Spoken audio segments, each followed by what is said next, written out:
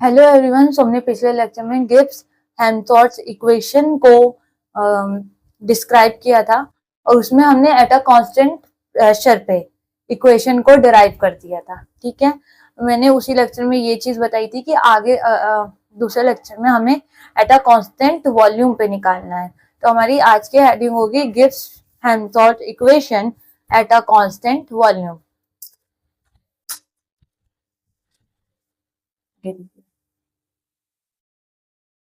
Gibbs Gibbs Helmholtz equation, ठीक है, और वो भी किसमें, एट कांस्टेंट वॉल्यूम। ठीक है, उसमें हमने गिब्स फ्री एनर्जी की इक्वेशन को लिखा था, हम यहाँ पे हेल्महोल्ट्ज की इक्वेशन को लिखेंगे। We know that the Helmholtz equation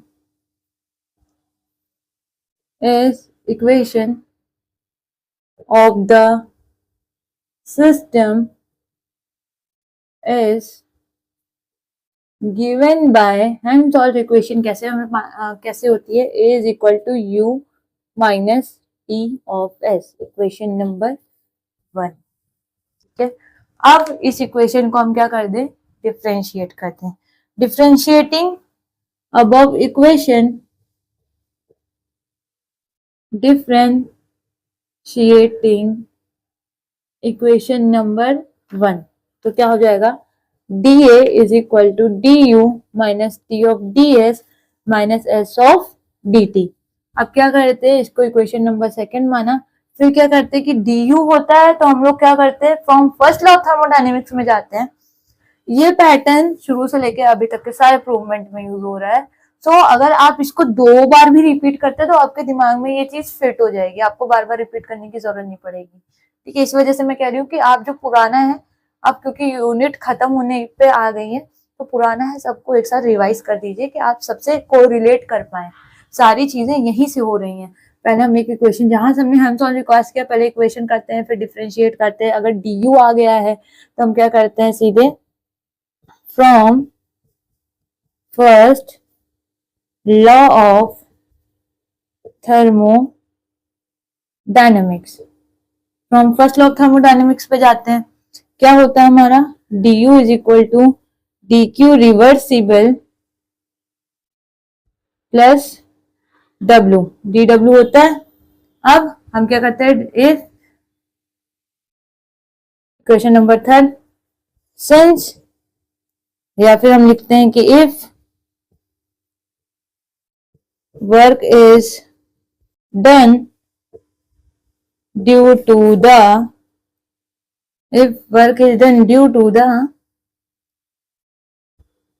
expansion of the gas होता है, तो क्या हो जाता है, dw is equal to minus P of dv। ठीक है, और अगर अब इसकी वैल्यू इस पे पुट करेंगे तो क्या हो जाएगा, इसको हम फोर्थ मान लेते हैं, इसको लिखेंगे फ्रॉम इक्वेशन 3 एंड इक्वेशन 4, तो क्या हो जाएगा, du is equal to dq reversible minus P of dv। अब इस dq की वैल्यू किसमें करेंगे, इक्वेशन नंबर 2 में पुट करेंगे। तो हम क्या लिखेंगे, putting the value of dq in equation number, क्या है ये, सेकेंड, तो क्या हो जाएगा, dA is equal to dq reversible minus p of dv minus p of ds minus s of dt। ठीक है, अब dq रिवर्सिबल आता है तो हम क्या कर देते हैं, from second law of thermodynamics which is what, which is ds is equal to dq reversible upon t।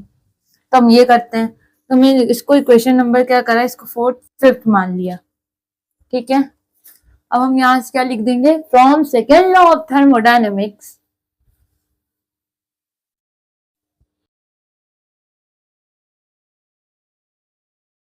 ठीक है, राइट डाउन एट कि from second law of thermodynamics, from second law of thermodynamics, ds is equal to dq reversible upon t, ठीक, ds is equal to q dq reversible is equal to t of ds, dq reversible की value equation number 5 में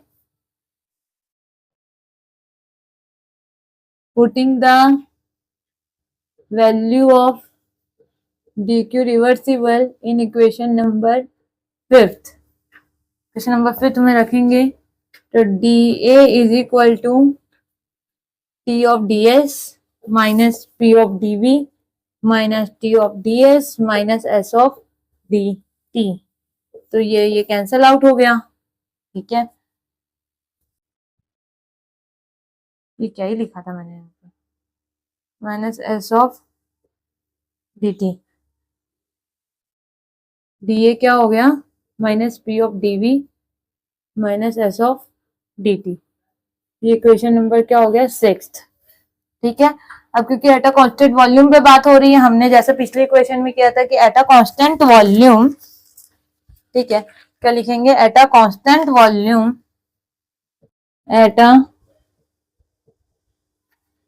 constant volume, constant volume में क्या होगा, dv is equal to 0, then equation number 6 become, then equation 6 becomes, ठीक है, equation 6 क्या हो जाएगी हमारी, dA is equal two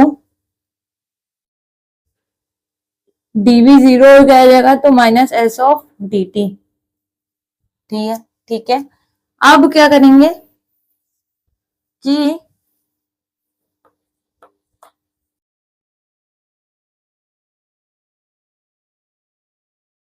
seventh, अब हमने क्या किया था उस वाले इक्वेशन में, जब गिब्स वाले में काम कर रहे थे, हमने उसमें G1 S1 माना था इनिशियल स्टेट के लिए, जैसे यहाँ पे मानेंगे let A1 and S1 represent Helmholtz free energy, Helmholtz free energy and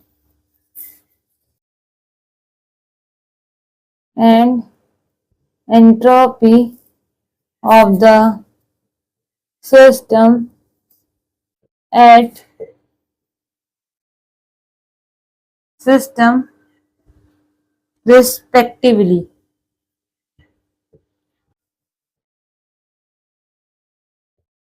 ठीक है, क्या हो जाएगा, d of A1 is equal to S1 dt minus of, ठीक, अभी हम A2 S2 मानेंगे, let A2 and S2 be the Helmholtz free energy and entropy of the system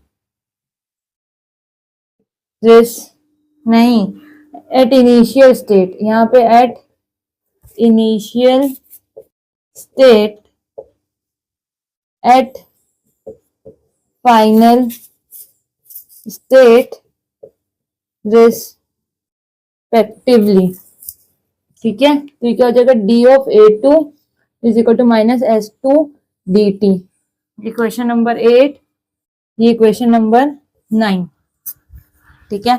अब इक्वेशन नंबर 9 को इक्वेशन नंबर 8 से क्या करें, हम सब्ट्रैक्ट कर दें,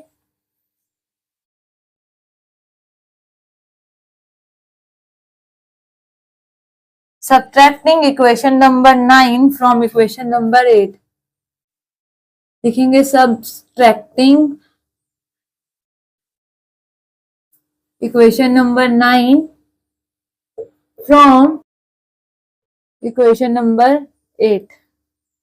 तो डी वैसे ही बाहर, डी a2 माइनस a1 is equal to dt बाहर s2 माइनस s1। ठीक है, इसको कैसे लिख दिया था, delta A is equal to minus delta T delta S. ठीक, टी को इसके नीचे डिफ्रेंशिएट के फॉर्म में delta A upon delta T, at constant volume चल रहा है तो वी लगाएंगे minus delta S. From equation first जो हमने इसमें माना था, ठीक है, इसको हम 10 मानेंगे। इक्वेशन फर्स्ट क्या था हमारा, डेल्टा ए था, उसमें हम डेल्टा लगाते जाएंगे, delta U minus T of delta S. ठीक है, यू को इधर करते हैं, delta A minus delta U minus T of delta S. हम क्या करेंगे, टी को इधर शिफ्ट कर देंगे, delta A minus delta U upon T is equal to minus delta S. Equation number 11। Equation number 10 और 11 को कंपेयर करेंगे। ये दोनों साइड क्या है, आरएचएस आरएचएस साइड इक्वल है, तो हम एलएचएस एलएचएस साइड को क्या कर देंगे, आपस में इक्वल कर देंगे। तो यही चीज करते हैं, on comparing equation 10 and equation 11 क्या हो जाएगा, delta A minus delta U upon T is equal to D delta A upon delta T at constant volume V. हम टी को इधर मल्टीप्लाई करें, delta A minus delta U is equal to T T by D T delta A at constant volume we.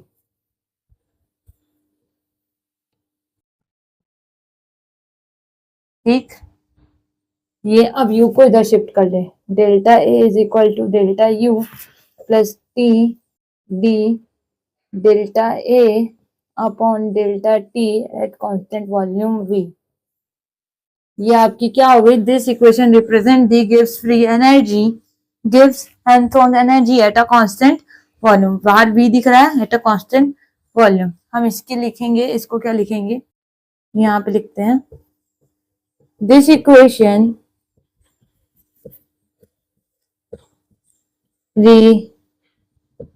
represent the Gibbs Helmholtz equation at constant volume. ठीक है, ये equation आपकी Gibbs free energy at a constant, Gibbs Helmholtz equation eight a constant volume पे है। अगर direct आ जाएगा, अगर ये लिख के ना आए, डायरेक्ट आ जाए गिब्स हेल्महोल्ट्ज इक्वेशन, तो आपको eight a constant volume plus pressure दोनों का ही करना पड़ेगा। ठीक है, दोनों का मतलब जो मैंने ये कराया, जो मैंने पिछले लेक्चर में कराया था, वो दोनों आपको कंबाइन करके क्वेश्चन में लिखना पड़ेगा। और आप देखेंगे पेपर में अनसॉल्व आ गई है, अनसॉल्व में अगर आप देखते हैं तो डायरेक्ट क्वेश्चन, कई बार डायरेक्ट क्वेश्चन पूछा गया है कि derive gives Helmholtz free energy. अगर नहीं भी पूछेगा तो इसको तो स्टार बनाते चले, जो निकल रहा है ये डायरेक्ट पूछता है, डिराइव दिस। अब हमें यही नहीं पता कि ये कहां से आया है, ए क्या होता है, यू क्या होता है, टी क्या होता है, ए डी टी, ये आ क्या रहा है क्या, तो हम नहीं सॉल्व करेंगे। हमें मालूम है ए क्या है, हम सॉल्व की फ्री एनर्जी है, जिसको वर्क फंक्शन भी कहते हैं, यू क्या है, इंटरनल एनर्जी है, टी क्या है, टेम्परेचर है। हम तभी तो निकाल पाएंगे जब हमें पता होगा। ठीक है, हम तभी तो निकाल पाएंगे। स्मॉल टी नहीं है ये कैपिटल टी है। सॉरी, मैंने अगर सॉरी अगर पिछले लेक्चर में भी कुछ हुआ होगा ऐसा, तो उसमें भी कैपिटल टी कर दीजिएगा। सॉरी, ये डी टी स्मॉल टी तो हमारा टाइम रिप्रेजेंट कर देता है। सॉरी, यहाँ पे कैपिटल टी होगा। ठीक है, कैपिटल टी होगा, ध्यान रखिएगा, यहाँ पे कैपिटल टी होगा। सॉरी, ये गलती हो गई है, कैपिटल टी टेम्परेचर को रिप्रेजेंट कर रहा है। यहाँ पे कोई भी टाइम रेट नहीं आ रहा है, क्योंकि ये फिजिक्स नहीं है, ये फिजिकल केमिस्ट्री है, बट ये फिजिक्स नहीं है जिसमें यहाँ पे टाइम के रेट में चेंजेस, हाँ कई जगह है, हाँ देखा जाता है, लेकिन इस चैप्टर में सिर्फ टेम्परेचर पे है। जैसे टाइम का अभी काइनेमेटिक्स पढ़ेंगे, काइनेमेटिक्स में जो है उसमें टाइम रेट के साथ होता है, ठीक है। तो हम ये हो गया कि डायरेक्ट ये आएगा और ये गिव्स एनर्जी है एट अ कांस्टेंट प्रेशर। अगर आ जाता है तो आपको दोनों ही लिखना पड़ेगा जब तक एक के लिए ना बता दिया जाए, ठीक है। सो आज के लिए इतना ही, थैंक यू।